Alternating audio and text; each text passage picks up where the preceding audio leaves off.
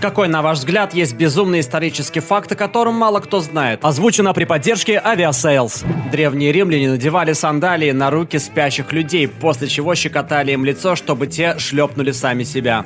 Нидерланды ежегодно посылают Канаде 20 тысяч тюльпанов за то, что те освободили их во время Второй мировой войны. А еще в Нидерландах есть кладбище, посвященное павшим канадским войскам. Источник. Около 900 тысяч лет назад человечество было практически на грани вымирания. Наши предки сократились примерно до 1280 размножающихся особей и оставались на таком уровне в течение 117 тысяч лет. Как говорится в статье, настоящее чудо, что этому племени из 1280 человек удалось жить и размножаться на протяжении 117 тысяч лет, не будучи ничем уничтоженными. Надо отдать им за это должное. В период голода в Ирландии народ Чокто из США прислал ирландцам финансовую помощь. И хотя в то время это была небольшая сумма, она была воспринята как великий жест. В ответ на это во время ковида многие ирландцы в качестве поддержки пожертвовали деньги народу Навахо. В память об этом событии в графстве Корк установлена статуя. Вот один источник и второй. Напомнило мне случай с племенем Масаи, которые после 11 сентября пожертвовали США 14 коров. Помощь в трудную минуту — это всегда прекрасный жест, достойный памяти. Статуя свободы — памятник отмене рабства. Именно поэтому у ее ног сокрыта небольшая груда сломанных цепей. С 1864 по 1870 год Парагвай вел войну с Бразилией, Уругваем и Аргентиной, в которой, по некоторым оценкам, умерло до 70% всего населения страны, а порядка 90% взрослого мужского населения погибло или бежало из страны. Что за нах, что случилось? Если вкратце, Парагвай хотел взять контроль над важнейшим речным бассейном в регионе Рио-де-Прата. Это второй по величине речной бассейн в Южной Америке. Перед войной Парагвай развязал конфликт с Уругваем, что привело к организации Союза Аргентины, Бразилии и Уругвая, который продержался до конца войны. Таким образом, Парагвай оказался в значительном меньшинстве. Несмотря на это, причина высокой смертности не только в военных действиях, но и в том, что многие люди умирали от болезней из-за плохой гигиены, нехватки пищи и инфекций, так как в то время антибиотиков еще не существовало. Безумный факт для британцев. В США практически никто не в курсе, что такое черная смородина, и не знают, какая она на вкус. В то же время в Великобритании все фиолетовое имеет вкус черной смородины, а не винограда. Дело в том, что черная смородина переносит грибок, смертельно опасный для белой сосны, который является одним из главных экспортируемых лесоматериалов США. У меня жена американка, она переехала в Великобританию чуть меньше года назад и все это время удивлялась, почему у нас повсюду черная смородина, о которой она никогда раньше не слышала.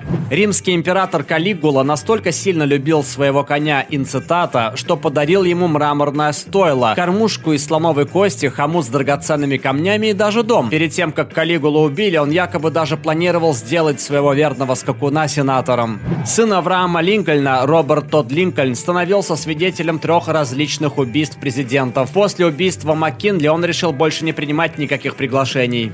Многие слышали про неандертальцев, но мало кто знает, что существовали и другие виды людей. Гейдельбергский человек и денисовский человек. Это другие известные нам виды, которые появились во времена Homo sapiens, человека разумного. И еще в дополнении Homo erectus, человек прямоходящий, жил примерно 2 миллиона 100 тысяч лет назад. Анатомически современный Homo sapiens появился около 300 тысяч лет. Помимо того, что они были предками гейдельбергского человека, они также являлись предками хоббита, человека флоресского, который все еще жил 50 тысяч лет назад на острове Ява. На протяжении истории существовало множество различных представителей рода Homo, просто большинство из них не успели разделить с нами этот мир. Хотя по меркам эволюционного геологического времени они не протянули совсем чуть-чуть. Даже австралопитеки, о которых стало известно благодаря найденной окаменелости Люси, вымерли всего примерно 1,5 миллиона лет назад, а это только в 4 раза дольше, чем существует наш очень недолговечный вид. Уильям Прайс. После того, как в 1884 году он кремировал сына, и его арестовали те, кто по британским законам считали кремацию нелегальной. Тем не менее, ему удалось доказать, что не существует законодательства, которое бы запрещало ее, что открыло путь к принятию закона о кремации 1902 года и заново ввело ее в обществе в качестве альтернативы погребению. Прайс — мой родственник по отцовской линии. Монгольское вторжение в Японию было остановлено тайфуном. Когда монголы повторили попытку, их остановил уже другой тайфун. До сих пор это 2 единственных тайфуна, зарегистрированных в том месте. В целом это правда, но есть кое-какие нюансы. Первые силы вторжения столкнулись с тайфуном, когда отступали в Китай после больших военных потерь. 7 лет спустя новые силы вторжения в течение течение нескольких месяцев не могли высадиться на берег из-за того, что Япония построила новые оборонительные редуты, включая стену по периметру. Войска оставались в воде недалеко от побережья, пока не налетел второй шторм. Люди освоили сельское хозяйство около 12 тысяч лет назад. Из-за хранения зерна расплодилось огромное количество грызунов. Тогда появились кошки, которые хотели полакомиться этими грызунами. И люди поняли, что если они будут заботиться о кошках, то те будут жрать грызунов. Таким образом, именно появление сельского хозяйства привело к одомашниванию кошки. Ситуация на самом деле еще более странная. Кошки, по сути, сами себя одомашнили, потому что естественный отбор благопрепятствовал тем особям, которые были достаточно смелыми, чтобы объединиться с человеком и получить возможность лакомиться всеми этими вкусненькими грызунами. Война виски между Канадой и Данией была, пожалуй, самой тактичной войной в истории. Причиной конфликта стал небольшой остров у побережья Гренландии. Претендуя на него, канадцы установили на скале свой флаг и поставили бутылки с канадским виски, однако датчане заменили их шнапсом и датским флагом. Обе стороны достигли соглашения о разделе острова в 2022 году. Полагаю, канадцы и датчане больше слышали об этом событии, чем остальные. Кока-кола по-прежнему использует листья коки в своей рецептуре, но только для аромата. Это единственная американская компания, которой законно разрешено импортировать листья коки. Переработанные листья затем продаются фармацевтической компании. Мы располагаем историческими свидетельствами об экспедиции Льюиса и Кларка только благодаря тому, что они взяли с собой таблетки ртути. Ртуть прошла через их пищеварительный тракт, и мы наткнулись на ее залежи. Примечание: в те времена люди верили, что ртуть — это лекарство от запоров. Льюис и Кларк принимали таблетки с ртутью во время похода. Именно по остаткам ртути были определены все 600 мест стоянок экспедиции и построен маршрут с точностью до десятков метров. Еще один факт об экспедиции Льюиса и Кларка. Их главным оружием было пневматическое ружье. Они выбрали его, так как оно не представляло большой угрозы для коренных американцев, с которыми им приходилось сталкиваться во время экспедиции, и не требовало в использовании дорогого пороха. Да, эти чуваки проделали путь через всю Северную Америку, вооружившись пневматикой. Совсем недавний исторический факт, о котором, как ни странно, говорят не так часто, как следовало бы. В 80-е и 90-е годы компания Microsoft организовала такую большую монополию на рынке персональных компьютеров, что в 97 году правительство США едва не раскололо ее на части. Пытаясь избежать расследования, Microsoft вложила около 150 миллионов долларов в терпящую на тот момент крах компанию Apple Computer, чтобы у правительства США было меньше аргументов в потенциальном антимонопольном деле. Это спасло Apple от банкротства и помогло ей стать одной из крупнейших технологических компаний в истории. Microsoft, однако, получила прибыль от этих инвестиций. В 2003 году Microsoft продала свои акции Apple почти за 600 миллионов долларов. Представьте, насколько богаче была бы компания Microsoft, если бы подольше продержала эти акции. До появления iPhone оставалось всего несколько лет. Угольные войны в США – это серия вооруженных конфликтов с 1890-х по 1930-е годы, в ходе которых эксплуатация шахтеров привела к беспорядкам, а затем и к открытым столкновениям между рабочими и вооруженными наемниками, нанятыми горнодобывающими компаниями для их устрашения и ликвидации. Кульминацией стала битва при Блэр-Маунтин в 1921 году, которая закончилась введением армии США для уничтожения бастующих. После этого наша нация коллективно стерла это событие из памяти, потому что мы не хотели, чтобы у других эксплуатируемых рабочих появились вопросики. С 1930-х по 1970-е годы примерно треть женского населения Пуэрто-Рико подверглась стерилизации. Это был один из основных методов контроля рождаемости и планирования семьи до изобретения гормональных противозачаточных средств. Дело не в Евгенике, которая набирала обороты на материковой части США, где решали стерилизовать людей, когда у них уже было достаточно детей. Феминистская политика на материке мало повлияла на феминистские организации в Пуэрто-Рико, которые считали процедуры вроде перевязки маточных труб как эмансипацию, а стерилизация была более распространена среди богатых пуэрториканских женщин, чем среди бедных. Однако в Пуэрто-Рико действительно существовал совет по Евгенике, который проводил принудительную стерилизацию, но он стерилизовал только 97 человек. Кстати, в первых крупных испытаниях гормональных противозачаточных средств в качестве испытуемых использовались именно пуэрториканские женщины, отчасти из-за их более благосклонного отношения к контролю рождаемости и планированию семьи. Если вам интересна эта тема, рекомендую прочитать книгу «Воспроизводящая империя» Лоры Брикс, но имейте в виду, что она немного тяжелая и написана академическим языком. Во время сухого закона люди начали продавать виноградный концентрат в брикетах под названием Wine Glow. На упаковке было очень конкретное предупреждение: растворив кирпич в галлоне воды, не ставьте жидкость в кувшине в шкаф на 20 дней, потому что тогда она превратится в вино. Причина, по которой у нас есть уголь, заключается в том, том, что в далеком прошлом деревья не разлагались. Из-за высоких температур и давления под землей образовался уголь, а грибок, который разлагает деревья, появился всего 40 миллионов лет назад.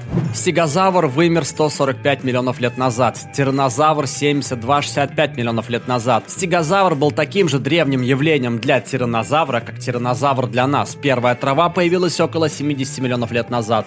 Во время производства ракеты Фау-2 погибло больше людей, чем от ее применения в качестве оружия. Фау-2 – первая в мире баллистическая ракета дальнего действия, разработанная немецким конструктором Вернером фон Брауном и принятая на вооружение Вермахта в конце Второй мировой войны. Я знаю, что условия на производстве были ужасными, и называть их крайне бесчеловечными было бы даже преуменьшением. Но есть и другая причина такой статистики. Испанец под кодовым именем Гарбо предложил нацистам стать их шпионом, после чего тут же переметнулся на сторону союзников. Частью его плана было предоставление нацистам ложной информации о месте приземления Фау-2. Мол, ракеты приземляются южнее, чем на самом деле, отчего пусковые установки Фау-2 направляли все дальше и дальше на север от Лондона, где они падали в гораздо менее густонаселенных районах. Гарбо, настоящее имя Хуан Пужоль, один из величайших двойных агентов в истории. Он видел, что творят фашисты в Испании, и когда началась Вторая мировая война, пытался предложить свои услуги британцам. Британцы отказали ему, сославшись на то, что он просто какой-то рандомный чувак, и тот решил, что нахер все, он сделает все сам. Гарбо убедил немцев в том, что он живет в Британии, и что у него есть небольшая сеть верных агентов, работающих на него, после чего начал слать им дезинформацию. Немцы почему-то во все это поверили. На самом деле Хуан жил в Португалии, а некоторые детали для своих отчетов брал из туристического путеводителя по Лондону. Немцы ему настолько доверились, что прекратили попытки создать свои шпионские сети в Британии, и в конце концов Гарбо убедил британцев нанять его в качестве реального агента. Крутой чел. Большое спасибо за просмотр. В комментариях под видео напишите, какой, на ваш взгляд, есть безумный исторический факт, о котором мало кто знает. И не забудьте посмотреть наши другие видосы. Обнял. Пока.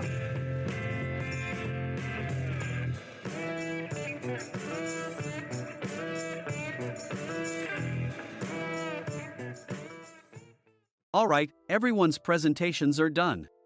Nick, the manager, said as he tried to move the discussion forward. Excuse me, I haven't. I recently found out something. Nick interrupted me and began to speak. There's apparently someone in this department who didn't graduate high school and is just a part-timer. Meetings should be for employees only. Absolutely right. His lackey, Mike, of course, agreed with Nick. I'm leaving. After leaving the meeting room, I started to shut down my computer. I noticed that an email had arrived, not in my personal inbox, but in the company's shared email. Thinking, there's no point in speaking up, no one will listen, I went home quietly. The next day, I heard a commotion from Nick's desk. He was staring at his computer screen, his face pale. Nick? Is something wrong? Mike looked at the screen with him. And he turned even paler than Nick. Why is he so angry? Knowing the reason for Mike's distress, I thought to myself, serves them right. My name is Adam. My mother passed away when I was in the 9th grade, and I was raised by my father. Well, you could hardly call it being raised. After my mother passed, my father changed. He drowned his sorrows in alcohol, and though he still went to work, he squandered our living expenses on horse racing. Because of that, I had to start working part-time as soon as I entered high school. Every month, I went to the convenience store with bills in hand that couldn't be auto-deducted from my father's account. Even though I endured it because I didn't want to be alone, I reached my limit in my second year of high school and dropped out. I found a live-in job at a distant inn. Thank you for everything. The day I left home, my father, still staring at the TV, spoke. Take care. That was our last conversation. Back then, 18 wasn't the age of majority, so I needed my father's permission to work, and I couldn't hide my place of employment. Yet, my father never visited me even once. I kept working just to survive, and before I knew it, I was 42. Years of hard work paid off, and I was transferred to the headquarters. I was thrilled to be recognized by the company, as I thought I'd be working in the field until retirement due to my lack of formal education. Listen up. Our work can change the future of our employees. Don't drag us down. On my first day after the transfer, Nick, dressed in an expensive suit, spoke sternly. There was a reason for this. Our inn was located in a prominent tourist destination, known so well that everyone in the state could sing its commercial jingle. At its peak, we had 5 locations within the state. But that was long ago. Due to financial difficulties and aging facilities, only the place where I had worked for many years and the original establishment remained. I was prepared to lose my job anytime, but now there was a glimmer of hope. With the rise of social media, the tourist area where the inn was located started gaining attention again. Depending on how hard the sales department, where I was transferred, worked, we could either thrive or be forced to give up this prime location to the new hotel chains continuously popping up. For Nick, who had switched careers from another industry to strengthen our sales, this was a battle he couldn't afford to lose. I understood why he had to be strict. "I will do my best." Nick sneered at my enthusiastic declaration. "Did you not hear what I said?" "I'm sorry. I thought I was listening carefully." Out of habit from years of customer service, I apologized reflexively, though I had no idea what had offended him. Someone was watching me with a smirk. In this department, there are those who are expected to excel and those who have been shoved here because they have nowhere else to go. You are the latter. It was Mike, the section chief. He's 7 years younger, at 35. But he was called to headquarters much earlier than I was and had been moving around within the headquarters ever since. I'm not jealous, but I can't accept that he's my boss. Graduating from a prestigious university, he has an unusually high pride and caused many problems as a newbie, making things very difficult for me when I was the front desk leader. When I found out Mike was transferred to the sales department a month before me, I was disheartened. Mike is right. With just a middle school diploma, there's not much you can do. Don't even think about achieving results. As if I didn't exist, Nick remarked, "I'm thirsty." Mike eagerly ran to the coffee maker. It seems Mike is Nick's lackey. I regretted being happy about my transfer to headquarters, wishing I had stayed on site forever. Send a direct mail to every company on this list by the end of the day. Nick only assigned me tasks that even a new graduate could handle. What? There are over 1,000 companies. You want me to send to all of them by today? Yes, if you and your fellow misfits split the work, even those with nowhere else to go should finish by today. I glanced at the employees typing away expressionlessly. They were worn out from customer service, only thinking about leaving on time, or were women reassigned after having children, with zero motivation for work. Even Sam, a new graduate from the same university as Mike, who was supposed to be among the expected achievers, had no enthusiasm for the job, having joined the company wanting to do customer service. "I don't care what they say, I plan to quit anytime," he said. Only Nick and Mike were highly motivated, making all the decisions between the two of them. I originally only wanted to work at the inn to survive and had no particular attachment to this job. I swallowed my words, thinking I had no right to reprimand them. About a month after the transfer, Nick told us with a frustrated look, "To commemorate the 50th anniversary, we've decided to create a plan exclusive for one group per day." Originally, Mike and I were supposed to come up with it, but our president, Mr. Thompson, insists on hearing everyone's opinions. "So, you all get a chance." As Nick explained, Mike began handing out prints. "Make sure not to embarrass Nick. If your ideas are half-baked, you'll have to redo them." It seemed that they had printed his handwritten notes by Mr. Thompson, which included several questions and a section for free responses. It made sense why Nick had to seek our input, given that all responses had to be submitted to Mr. Thompson. We were given a week to think about it, and a meeting was scheduled to compile our ideas. My plan is to let guests enjoy both the old and modern America. Nick began the presentations. Guests would watch a master confectioner at a nearby traditional sweet shop make sweets in front of them. The welcome drink would be premium tea in a bottle. Nick's plan was certainly attractive. After his presentation, Nick called on us to present in the order we were seated. Just as I stood up for my turn. "All right, everyone's presentations are done." "Excuse me, I haven't. I recently found out something." Nick interrupted me. "There's someone in this department who didn't graduate high school and is just a part-timer." He was likely talking about me. I joined the company as a part-timer and was made a full-time employee when I turned 20. That was 20 years ago, so Nick and Mike probably had no chance to know until recently. Meetings should be for employees only. Absolutely right. After that, Nick kept creating opportunities to solicit everyone's opinions, purposefully excluding me from speaking. The meeting unexpectedly heated up and went past the scheduled end time. A few people asked to leave, and the discussion continued with the remaining few. Still here? Normally, you'd leave in that situation. Though I had no attachment to the job initially, hearing kind words from customers made me want to make them happier. For someone like me, with nowhere to go, the inn was my home and customer service was my life. I felt pathetic about my current self. I'm leaving. I left the conference room and started shutting down my computer. I noticed an email had arrived, not in my personal inbox, but in the company's shared email. Thinking no one would listen to what I had to say anyway, I quietly went home. The next day, while preparing the DM as instructed, I heard a commotion from Nick's desk. In his haste to stand up, he hit his knee on the desk. He stared at his computer screen, his face pale. "Nick! What's wrong?" Mike, thinking he should be the first to rush over, approached Nick while still wearing his coat. He peered at the screen with Nick. And he turned even paler than Nick. Why is he so angry? Who is responsible for this company? Nick, more irritated than ever, asked, and Mike answered without checking. Probably Sam. Sam wasn't there because he was attending a morning training session for new hires. Nick gave up on getting angry and returned his gaze to the screen. They were looking at an email that arrived right after the end of the working day yesterday. Apparently, no one, including me, had checked it before leaving. The email was from a large company that used us for their annual employee trips. The president and executives of that company also frequently used our services personally. President of the company, Mr. Mason himself had declared that neither he nor his company would ever use our services again. Well, some companies cancel their employee trips or stop using our services due to financial struggles. Let's just move on. Mike kept wiping the sweat from his forehead with a handkerchief.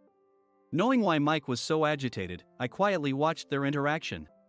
Do you know how much revenue we get from that company? We can find other guests to fill the rooms, but we'll lose the banquet costs, gift shop revenue, rental car fees, and more. Moreover, the gifts were supposed to be prepared by the traditional confectionery shop involved in Nick's proposed plan.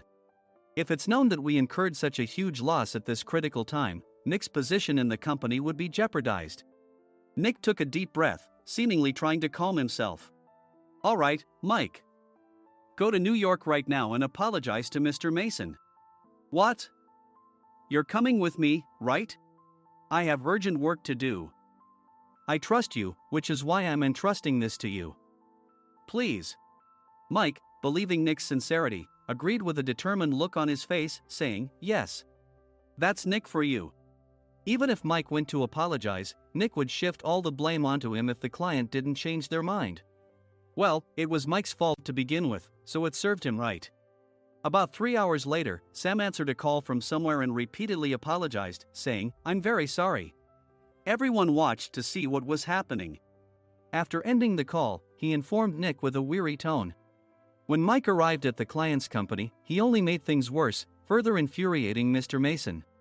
He was demanding, get his boss here immediately. It was no wonder Sam was exhausted, dealing with such a call right after returning from training. What is that idiot doing? All right, Adam, you're coming with me. If sacrificing Mike didn't work, then I must be next. Normally, I'd want to refuse at all costs, but I saw an opportunity in this situation. If I can be of assistance, I'd be happy to join you. I obediently followed Nick, and we flew to New York.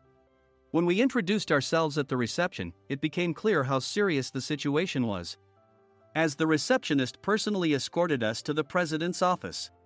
Angry voices leaked through the door, making both Nick and me uneasy. Excuse me. I'm Nick, the supervisor. I understand my subordinate has caused you trouble, and I deeply apologize. Nick, with his experience in the corporate world, knew enough to offer an apology before excuses. However, his customer service skills left much to be desired.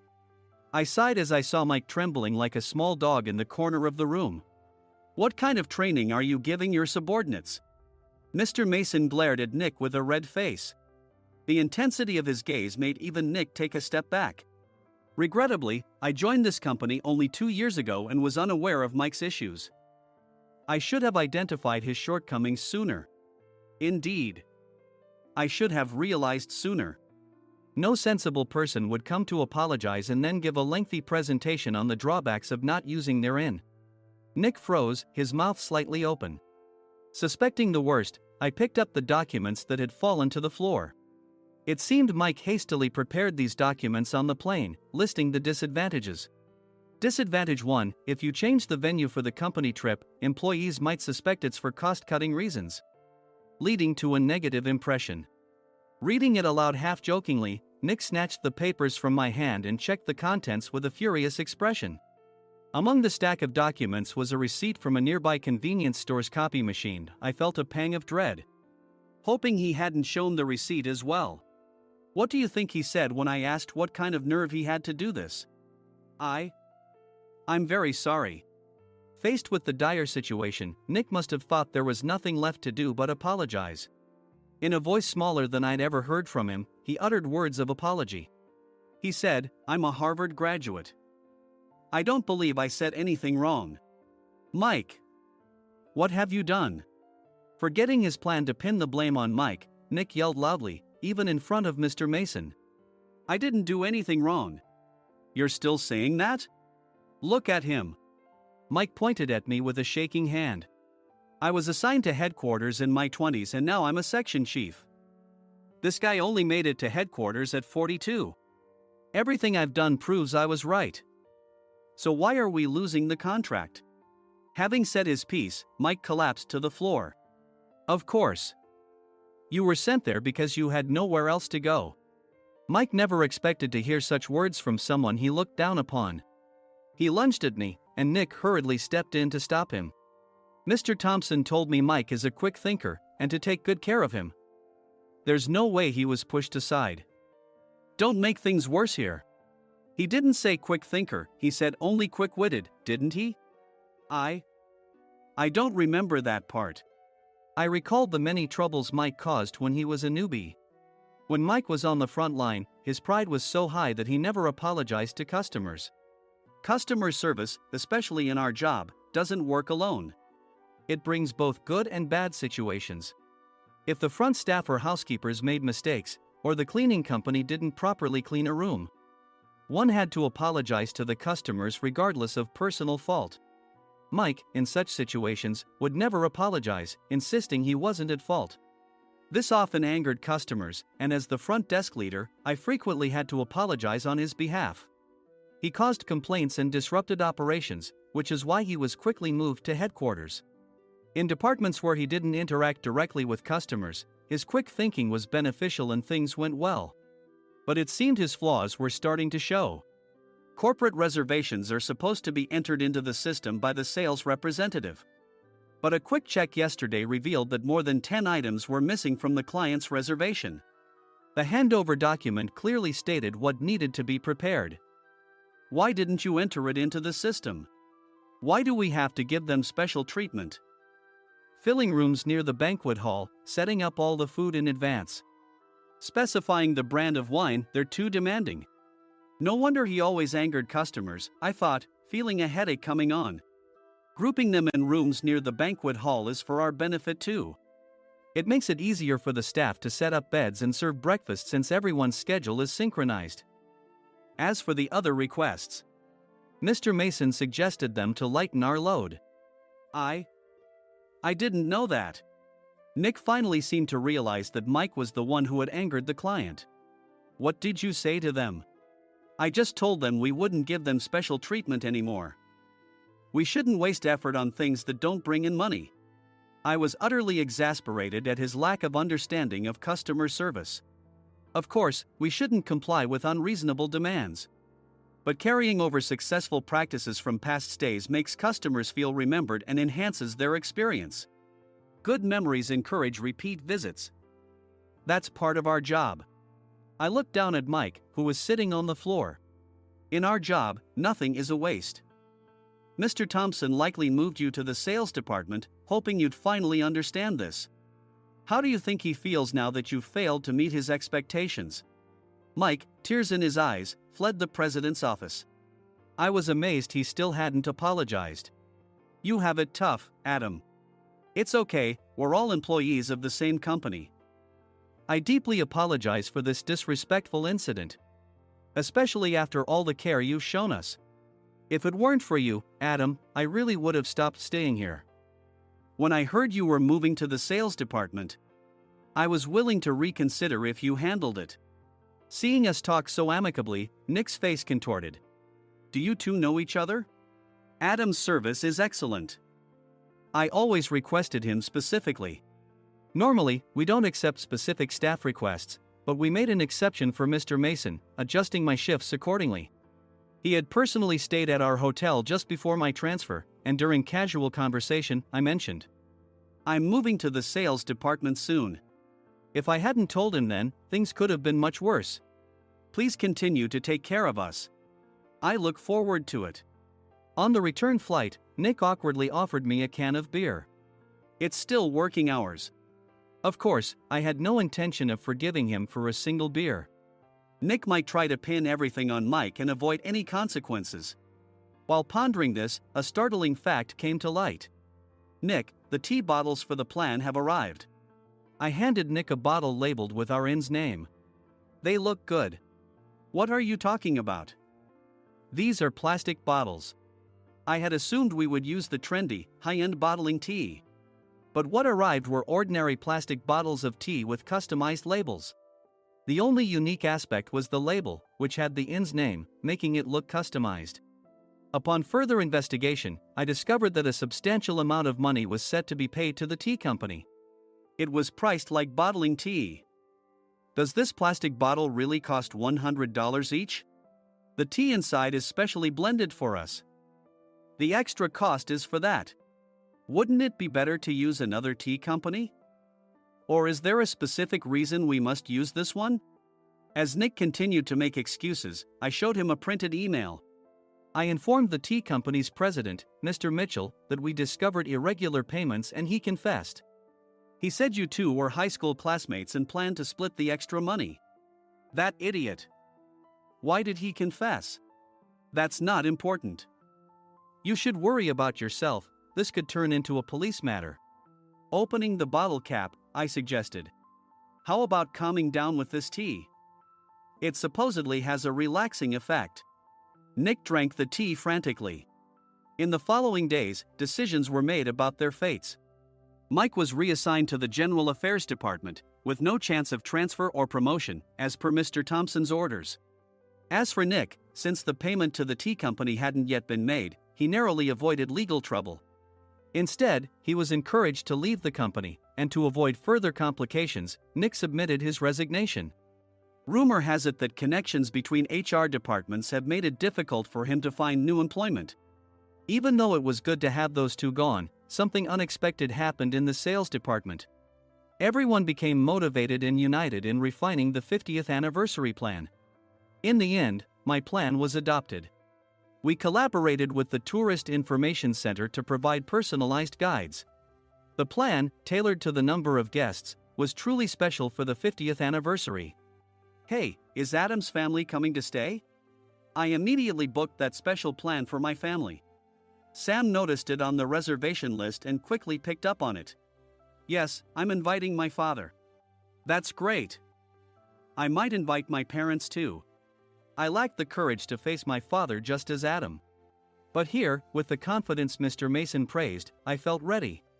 The 50th anniversary plan was a perfect opportunity to reconnect with my father.